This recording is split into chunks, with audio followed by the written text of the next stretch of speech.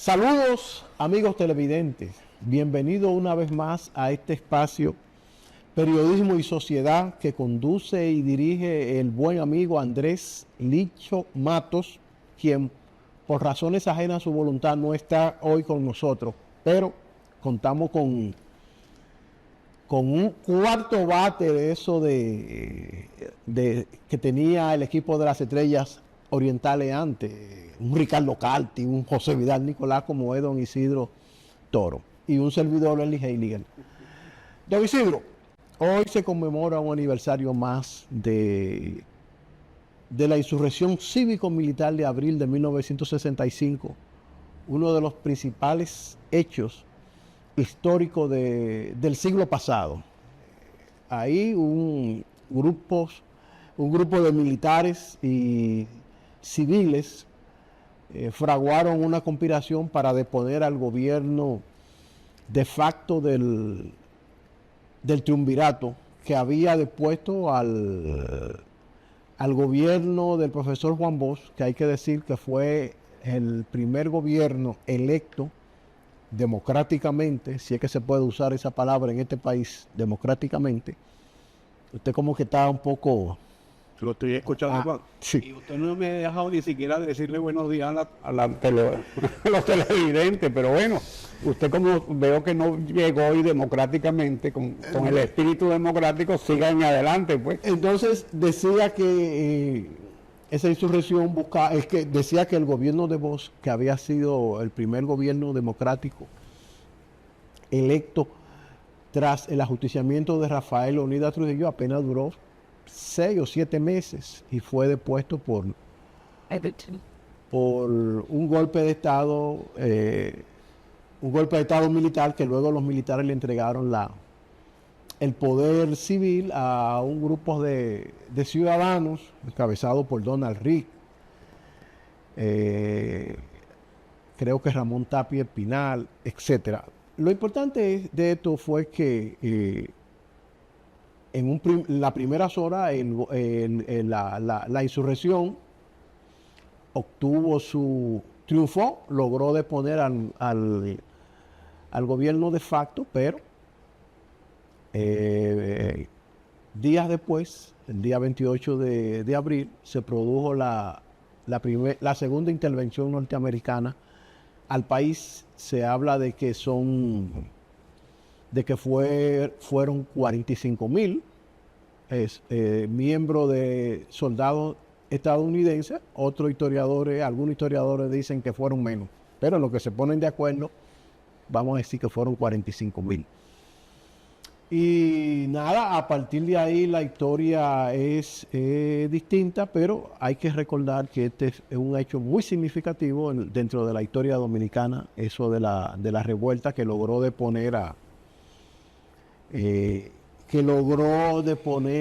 sacar de circulación a un gobierno de facto, que por cierto era un gobierno sumamente conservador, muy corrupto, hay que decirlo, muy corrupto y represivo. Fue una época difícil porque era en plena Guerra Fría, la Revolución Cubana tenía pues 2 o 3 años, o el 65, o 6 años. 6 años, sí. Y ya se había declarado marxista la Revolución Cubana. En toda Hispanoamérica, o en muchos países de Hispanoamérica, había unos movimientos guerrilleros, algunos muy fuertes, Colombia, en Venezuela y en otros países. En el Cono Sur estaban los montoneros y todos aquellos grupos de izquierda. Y la manipulación, porque pienso que fue una manipulación, un manejo perverso de la tendencia comunista de los constitucionalistas. Habían comunistas. El Departamento de Estado dice que eran 42. Es posible, claro. Y la mayoría eran profesores universitarios, claro, intelectuales. Posible. ¿Por qué no? 42 comunistas. Bueno, 1 o 100. Justificaba. No, yo no digo que justificaba. Yo creo que fue un argumento. Fue un argumento porque el solo hecho de permitir una experiencia democrática aterraba a, a las fuerzas conservadoras. Comparando con Venezuela, Venezuela era quizás la única experiencia de democracia liberal representativa que existía. En esa época. Sí, el gobierno de Rómulo Betancourt. Y tenía muchos problemas. Enfrentó las guerrillas por un lado, golpes de Estado por otro, varios golpes de Estado. O sea, fue un régimen muy inestable. Ellos pensarían, bueno, otro régimen inestable en el Caribe. No lo veían quizás con buenos ojos. Estoy hablando desde el punto de vista de los Estados Unidos. De Estados Unidos, sí. Ahora, los grupos conservadores manejaron esa narrativa, se la compraron, y lo que usted dijo, un antes y un después de la historia dominicana, es abril del 65. Sí, ese hecho histórico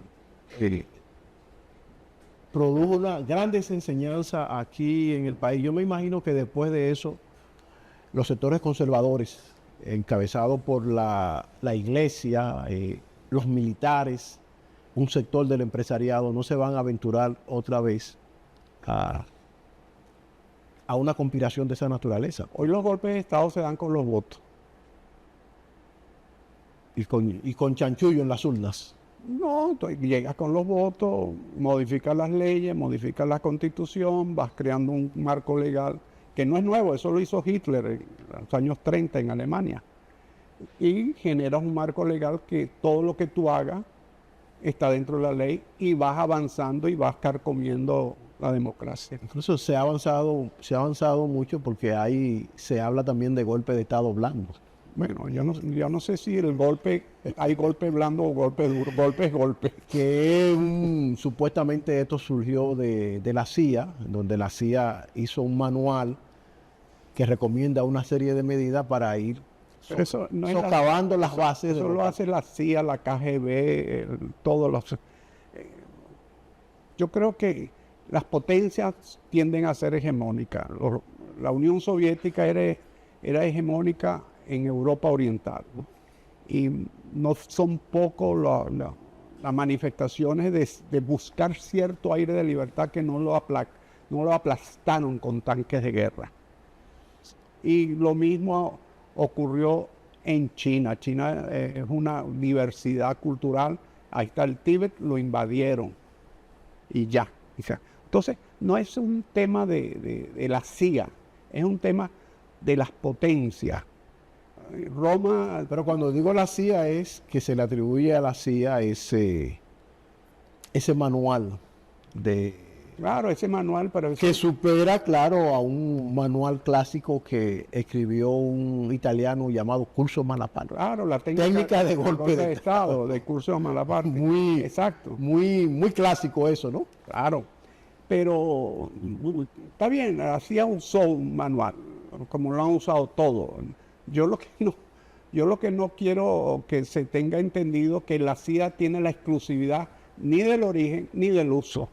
La CIA lo ha usado, por supuesto que lo ha usado, pero lo usa la KGB, lo usan todos. Pues sí, ¿no? Y de ese hecho surgieron, tras esa insurrección cívico-militar, surgió un líder militar, Francisco Alberto Camaño Deñó, que en ese entonces era coronel. Había sido hijo de un militar también trujillista, pero y se le había acusado antes de presidir los Caconegros, que era un departamento antimotines de la Policía Nacional, pero para la historia dominicana se reivindicó al enfrentar, porque la guerra de abril del 65 se convirtió también en una guerra patria luego de la intervención. Claro, ya era una guerra contra un ejército extranjero para restaurar la independencia nacional. Pues ese fue Camaño, un líder que luego en 1970 fue sacado del país, exiliado. Pero perdone usted, la independencia nacional no se resquebrajó Bueno, se interrumpió ahí. Algunos hablan de la Cuarta República. porque hubo un sector del país que estaba en manos de dominicanos y de republicanos dominicanos, sea del gobierno de uno u de otro. Los Estados Unidos tomaron un sector de la población de la capital de la ciudad de Santo Domingo, pero las tropas norteamericanas no estaban en Santiago ni en Puerto No Plata. estaban en todo el país. Entonces, pero eso justifica que no se interrumpió No, la independencia, no, para mí, mi criterio, en su criterio. no fue interrumpida. La república continuó. Hubo un pleito. Pero ¿dónde Local. se firman los cheques, como dice una expresión popular? Depende En la capital. Sí, pero es que ni siquiera las tropas norteamericanas tomaron toda la capital. No, se quedaron en una parte. Los constitucionalistas suministraban los recursos, pocos o los que estuviesen, a su gente y los otros a su gente. O sea, la independencia, el concepto de independencia de República Dominicana no se quebró con la presencia norteamericana. Bueno, la historia lo recoge así. Se quebró, se habla de la Cuarta República. Los historiadores, Que los historiadores muchas veces analizan los hechos sobre la base de sus intereses del momento. La historia es un tema difícil, porque cuando tú aplicas tus intereses, sobre todo una historia tan reciente, del año 65 para acá, son 60 años, muy reciente. 60 años, muy reciente. Todavía es reciente. Pero los historiadores que hayan escrito, imagínense en los 80, 90, que tenía 15, 20, aplicaban o utilizaban ese argumento para sus intereses del momento. Mire, otro abril muy importante que no debemos pasar por alto. Perdón, pero eso no es óbice para desdeñar ni nada por el estilo. ¿A quienes No, y la acción heroica de ese pueblo, cuando José Francisco Peña Gómez los llama a la calle y sale a la calle a defender la Constitución del 61. Eso es cierto. La Constitución del 62. Del 62. 62, sí. Entonces, la presencia de ese ejército aquilata más el valor de esa sociedad, de ese pueblo que se lanza a la calle, y aquilata más el valor del liderazgo de ese pueblo. Y perdone que lo haya interrumpido. No, está bien. No, le decía también que, bueno, para este domingo, un grupo de organizaciones de izquierda convocaron a una marcha para conmemorar exactamente el 60 aniversario de ese levantamiento cívico-militar. Nada, que el pueblo habló y dijo que no quería al triunvirato en el poder, un gobierno corrupto. Qué bueno que usted sacara a relucir la figura del doctor José Francisco Peña Gómez, que fue quien llamó a la insurrección y la gente respondió. Bosch estaba en Puerto Rico, exiliado, creo que vivía protegido por Luis Muñoz Marín, que era... y no recuerdo exactamente cuándo volvió Bosch, pero en un momento en que se le pedía que viniera, él no vino, pero vino cuando él entendió que pudo. Le decía que Camaño, uno de los principales líderes militares de esa contienda, fue sacado al exilio como agregado militar en Londres. De Londres desapareció y apareció luego en 1973 por la loma de San José de Ocoa, encabezando una guerrilla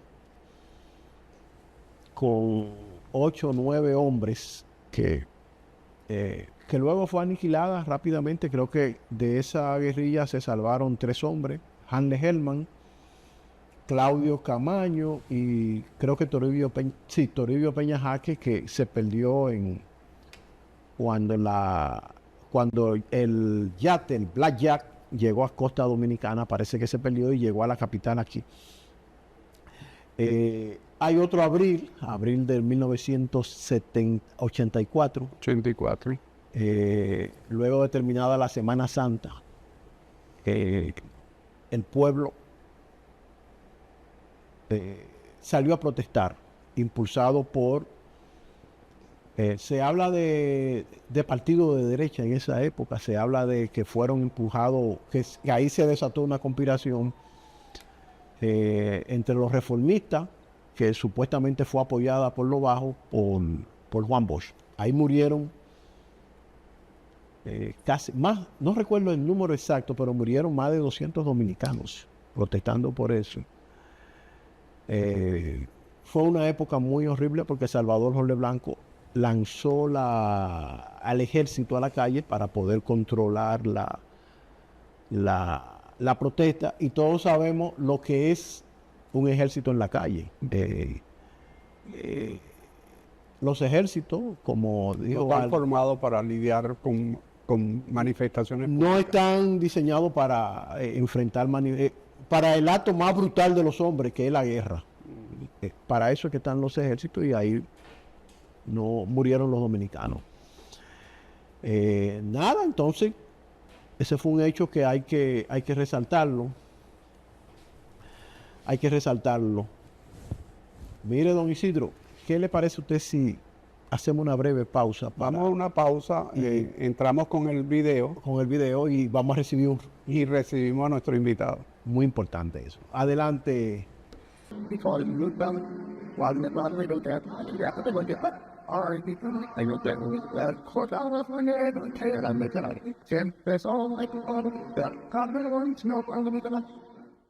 Heroínas de la Revolución de Abril en República Dominicana.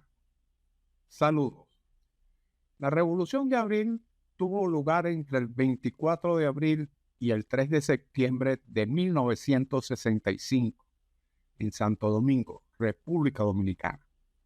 Fue una reacción a lo ocurrido el 27 de septiembre de 1963, cuando un grupo de militares y civiles derrocaron al gobierno constitucionalmente electo del profesor Juan Bosch.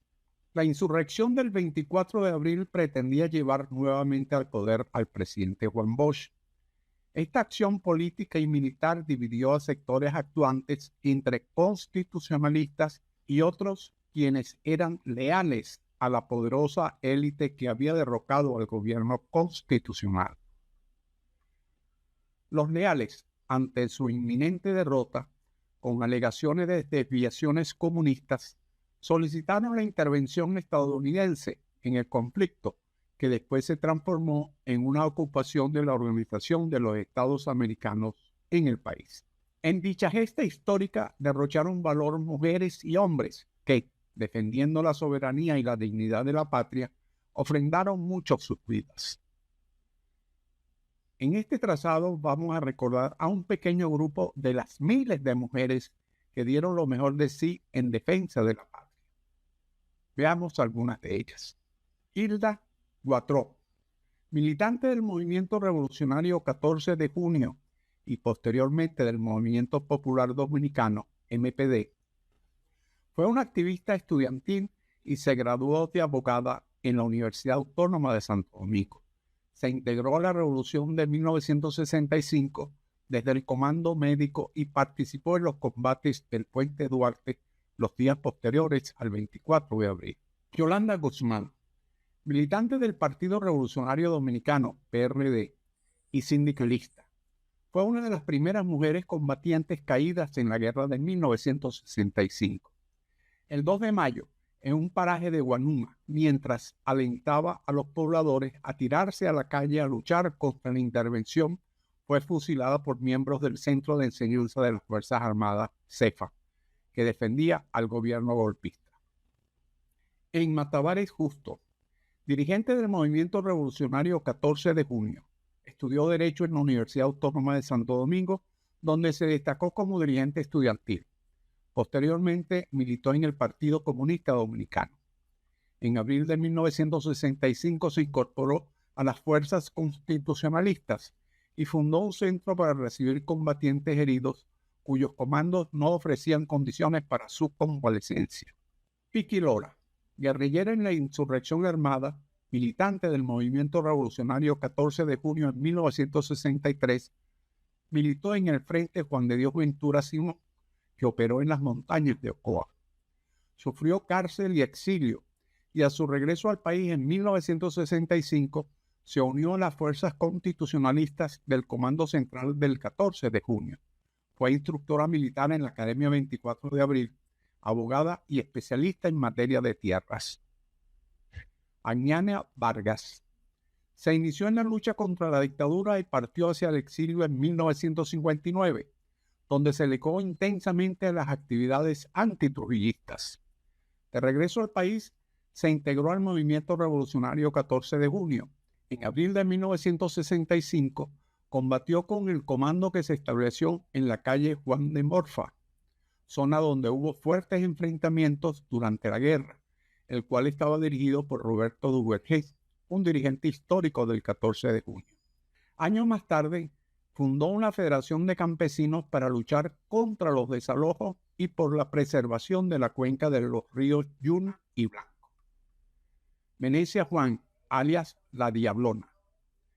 Por su hidalguía, entrega, fortaleza y por demostrar no tener miedo, su líder, Francisco Alberto Camaño, la apodó como La Diablona, y con ese seudónimo fue conocida durante los acontecimientos.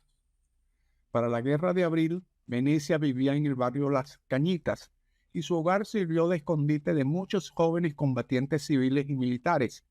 La crónica cuenta que junto a sus hijas le preparaban alimentos a estos hombres, que ella misma escondía en su casa, para de ahí salir al combate vestido de mujer, usando las ropas de ella y de otras mujeres a las que se le tomaban prestadas en su barrio. Igualmente sirvió como enfermera de cientos de combatientes civiles y militares. Venecia es parte de esa playa de mujeres que dieron lo mejor de sí en favor de la patria. Tina Bazuca. Agustina Rivas Ramos, conocida durante la Revolución de Abril de 1965 como Tina Bazuca, se convirtió en una leyenda, en un personaje fascinante. Cuando José Francisco Peña Gómez, por Tribuna Democrática, llamó al pueblo a tirarse a las calles, Tina estaba en el popular barrio de Villaconsuelo y sin pensarlo dos veces salió agitada y se integró a las movilizaciones populares.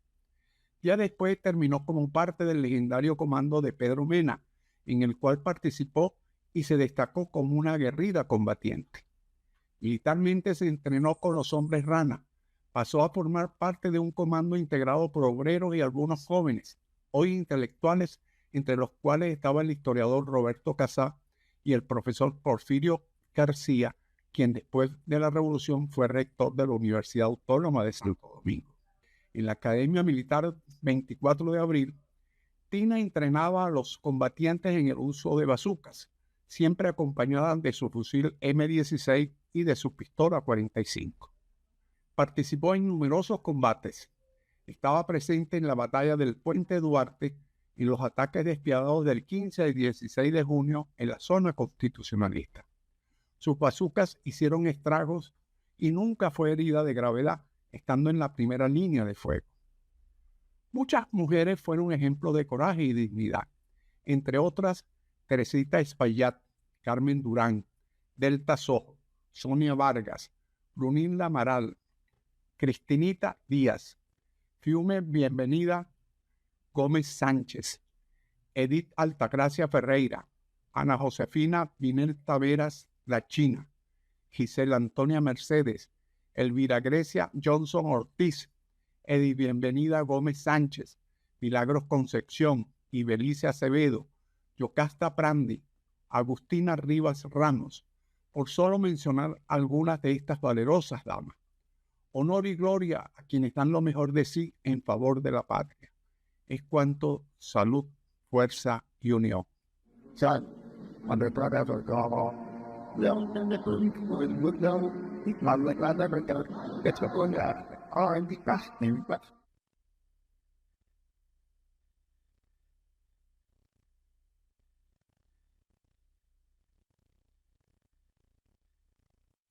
Gracias, amigos televidentes, por continuar en sintonía con este espacio. Ha llegado el momento estelar. Hoy tenemos un invitado de lujo. que nos va a hablar sobre ese gran hecho histórico que fue la insurrección cívico-militar de abril de 1965. Se trata de Juan Winton Arnaud Bisonó, hijo de un destacado dirigente del antiguo PRD y un hombre que también participó en aquellos acontecimientos históricos de abril de 1965. Le vamos a dar la bienvenida a don Juan Winton Arnaud Bisonó. Doctor, ¿Cómo está usted? bien, bien. Sí, Yo me imagino que en tu casa tú de niño escucharías, después de la revolución, por supuesto, escucharías, porque la casa de tu padre sería un centro de tertulia, de conversaciones políticas, de los temas del momento, pero también se hablaría de historia reciente de la revolución. Y tú allí como una esponja captando y asimilando todo aquello, ¿no? sí, sí. Cuéntanos un poco de esa experiencia familiar. Bueno, los PRDistas, el mayor orgullo de la mayoría era haber participado en la revolución. Haber sido, eso fue para mi familia y para lo que tuvimos ahí fue una gesta histórica. Y constantemente escuchaba los cuentos de los hombres rana, que iban mucho a mi casa. El jefe de los hombres rana vivía a 3 esquinas de mi casa, tenía una sanguchera ahí al lado del Ifapol. Se me está escapando el nombre del héroe. El comandante de los hombres rana fue Monte Arache. Ramón, capitán de navío. Capitán de navío, capitán de navío que es coronel, que es el igual coronel del ejército. El capitán de navío es el mismo nivel en la Armada. Y recuerdo que en varias ocasiones íbamos a comer sándwich al lado del Ifapol, ahí en el Millón, y nos encontramos ahí haciendo su sándwich. Ese héroe nacional haciendo su sándwich, ahí, un carrito, una cosa.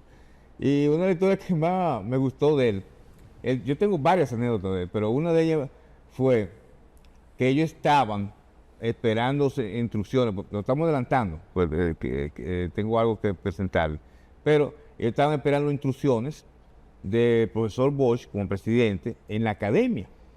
Y llega el coronel Domínguez y Fernández Domínguez. Rafael Fernández Domínguez. Sí, que fue el ideólogo, aunque no murió en el ataque al Palacio Nacional, fue el ideólogo de lo que sería la revolución y de la gesta cívica, como usted muy bien señaló. Y le dice al grupo de coroneles que están ahí esperando instrucciones: acabo de hablar con el ministro, en ese momento secretario de Fuerza Armada, el general Román, y dice que no me preocupara, que mientras él fuera ministro... se refiere a don Elvi Viña Román. Elvi Villa Román, teniente general, a sazón, en ese momento secretario de Fuerza Armada, que mientras él esté ahí, que no te preocupes, que mientras yo esté aquí, no va a haber ningún tipo de golpe de Estado. Y me dice Montarache, sorpresa la mía, que horas después, el primero que firma en la declaratoria del golpe de Estado, ese ministro que dijo nosotros que estuviéramos tranquilos. Lo dice así tranquilo. Y después vi un documental de 24 de abril, y a Montarache está en un techo y lo están entrevistando, ¿no? Y al momento de estar siendo entrevistado, se oyen uno pa, pi, pa, pi, pa. Y le dice Montarache con esa tranquilidad al que lo está entrevistando: vamos a ver un poquito a la derecha, que parece que los tiros nos están acercando. Y él se emocionaba mucho cuando hablaba de ese tema. Y me decía, ahí fue que yo conocí la guerra, Winton. Estaba preparado, tenía en ese momento 30 años preparándome para la guerra. Y ahí fue que yo la conocí. Eso dijo Monteareche. Sí, señor. Él conoció la guerra ahí en la revolución. Él sabía la teoría, qué había que hacer, cómo había que actuar, etcétera, etcétera. Pero él conoció la guerra en la revolución. Y me comentó mucho sobre, mira, eso me lo dijo mi padre cuando yo tenía a unos 28, 27 años, o más joven. En 1986, el doctor Balaguer regresa al poder. Y yo le digo a mi papá, pues yo vengo de una historia de que este señor era un demonio, que había acabado con la juventud de este país, que no permitía las libertades, como imposible, que ese señor vuelva a ser presidente. Que creo que está pasando en el país, en el 86. 86, sí. Y mi padre me dice, mira, mi hijo, ese señor que tú ves ahí, cuando ajustician a Trujillo, asume la presidencia. Meses después tiene que volar una pared de su casa, porque él vivía al lado de donde estaba la embajada del Vaticano. La Anunciatura. La Anunciatura. Vuela una pared, se escapa, y 8 años después, en 1966, se vuelve presidente de la República. Y yo me quedo así, impactado. Y dice, no, lo que sucede es que este es el país de las renovaciones. Aquí las cosas pasan con el tiempo y se olvidan. Porque a nadie le interesa darle seguimiento. Así es Hispanoamérica todo. Sí. Bueno, la historia de nosotros aquí es muy especial. Porque estamos hablando que eso fue algo que le preparé a ustedes. En 1961, esta historia tiene 3 héroes y antihéroes. En 1961, ajustician a Trujillo. Y uno de los 2 sobrevivientes va a tener una importancia más adelante. En 1961, adelante, llega la primera comisión, comandado con el doctor Silfa, la República Dominicana, del PRD, de Cuba. Hacen unas elecciones. Y yo creo que a partir de lo que se va a hablar en esas elecciones, va a dictar lo que sería la democracia de este país. Surge un candidato, Juan Bosch, otro de los protagonistas, le quieren imponer a un vicepresidente, él se niega. Él dice que si no le ponen a Tamayo, el doctor Tamayo, que era un hombre muy serio, pero sin luces políticas, y entonces el PRD, para complacer a su líder, pone a Tamayo. Mientras del otro lado, que están la parte no liberal, conservadora, en manos de candidatos Sención, y el discurso de él es un látigo de 7 Un látigo de 7 lazos para de cuero, de 7 lazos, 7 cueros contra la corrupción, mientras Juan Bosch dice contra los trujillistas. Y contra los trujillistas. En cambio Juan Bosch le dice borrón y cuenta nueva. Este hombre tiene un discurso intelectual, este es un hombre totalmente llano, le llega al pueblo y le llega a los trujillistas, que éramos todos. Porque una vez yo le comenté a papi, ven acá papi, ¿cuántos trujillistas había cuando Trujillo? Dice, no, todo. Ah, bueno, había trujillistas. Ahí en el cementerio. En el cementerio. Winton, vamos a aprovechar este momentito para hacer una breve pausa, cumplir con unos compromisos y luego seguir hablando sobre este tema que es tan apasionante para los dominicanos como lo es esos hechos de la Revolución de Abril de 1965. Adelante, Manuel. Gracias, amigos televidentes, por continuar en sintonía con este espacio Periodismo y Sociedad. Hoy contamos con una interesante entrevista con Juan Winton Alnovi-Sonó, hijo de un destacado dirigente del Partido Revolucionario Dominicano, con su mismo nombre, pero Juan Winston Guzmán. Sí.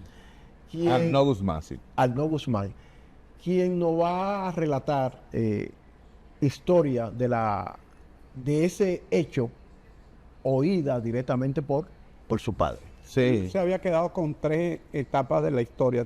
Sí, correcto. Entonces, cuando pasan las elecciones y ya es presidente el profesor Bosch, comienza entonces a separarse de lo que era la República Dominicana que existía y la que él tenía en la mente. Lo primero que hizo fue que comenzó a cumplir sus promesas de campaña.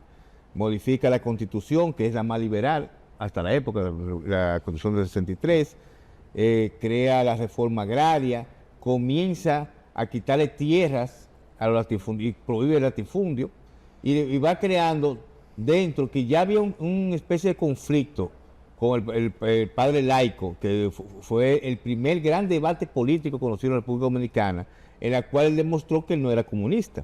Entonces, se comenzó a ejercer más la situación económica muy precaria que había él heredado del gobierno anterior, de transición, no el de la tiranía. Esto provocó que tanto los sectores poderosos neotrujillistas, la iglesia y los empresarios. Lo que pasa es que hablan de los empresarios y no le ponen nombre ni apellido. Los empresarios. Bueno, los empresarios fueron lo que el gobierno de Trujillo, o el presidente Trujillo, o dictador, como usted quiera llamarlo, le usaba de testaferros. Todas esas empresas eran de Trujillo.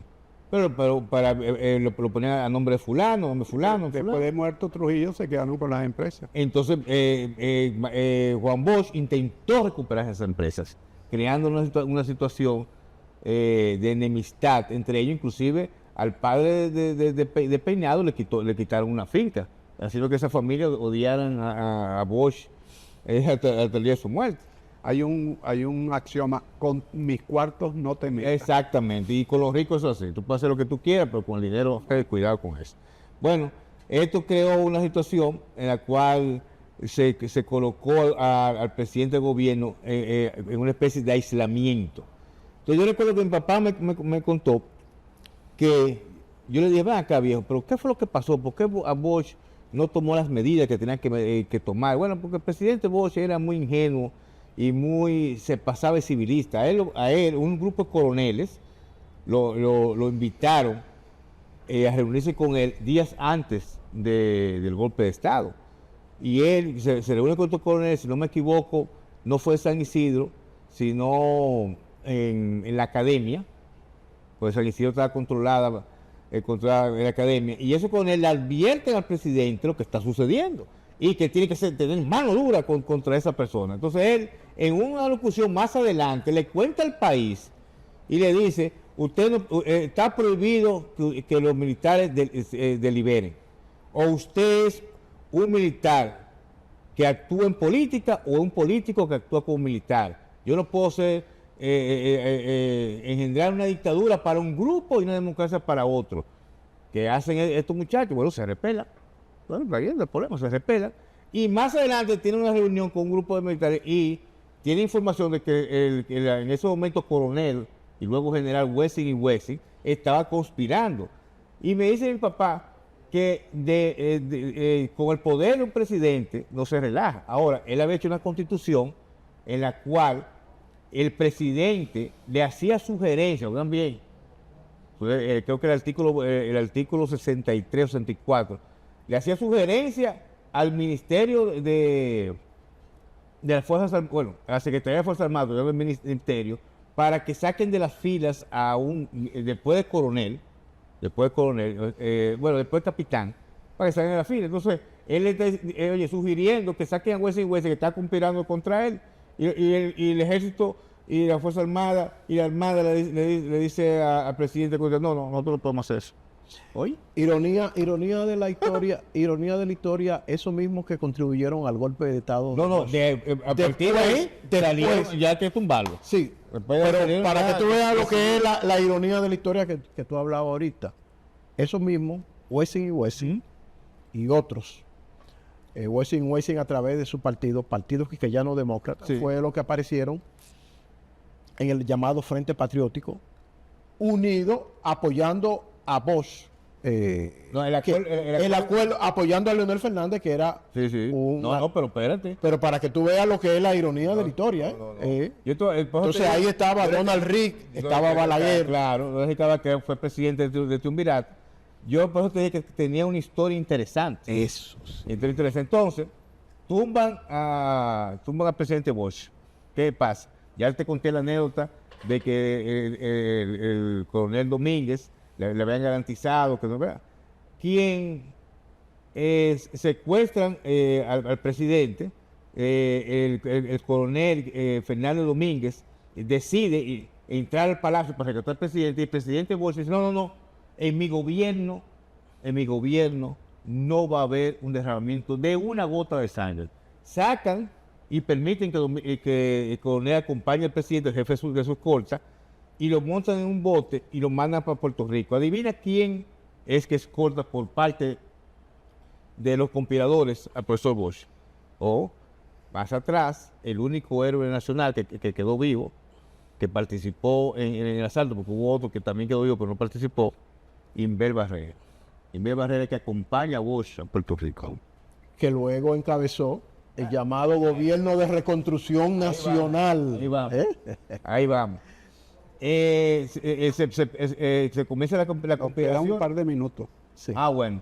Bueno, al final quiero decirme, Wessing bombardeó la ciudad colonial en contra de los constitucionalistas y fue que se le hincó a los norteamericanos pidiendo ayuda porque no podía con la revolución.